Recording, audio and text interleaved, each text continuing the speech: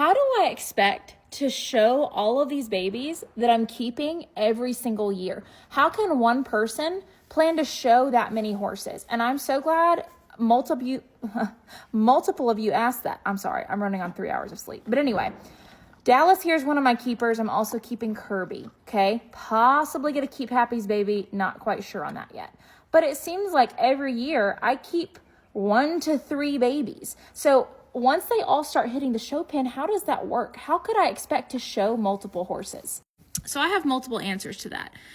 In AQHA, there are multiple different classes, okay? So there are futurities, there are age groups. So let's say I have a 3-year-old Western pleasure horse, a 4-year-old Western pleasure horse, a 4-year-old hunter under saddle horse, and let's say I have 3 or 4 that are kind of on the same age group.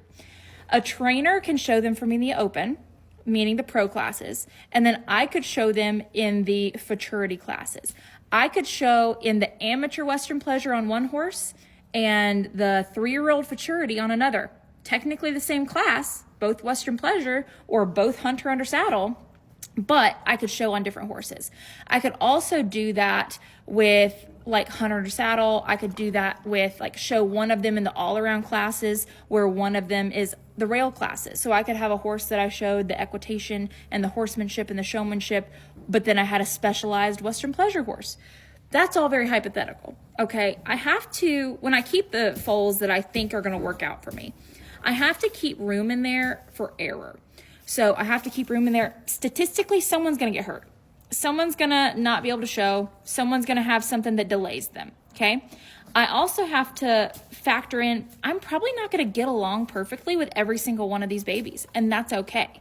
Sometimes personalities or riding styles or whatever just doesn't mesh between a rider and a horse. So I have to leave room for that happening because I do want to be able to show off the babies that I breed, and I don't really want to be buying any horses, okay? I want to be showing what I breed. I want all of my mounts to be born at running springs, right? And so I have to leave room for error. I also have to leave room for sometimes what I breed a horse for, sorry, I just put baby oil on his butt and he's so mad at me. Sometimes I have to leave room for the fact that that horse might not end up enjoying what I thought it would.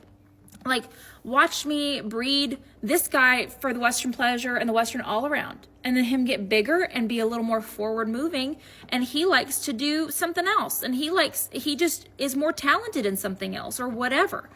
You have to leave room for that too. You have to leave room for the horse's journey. Or let's say, I think I have my lineup for futurity horses or for whatever. He's so mad at that baby oil.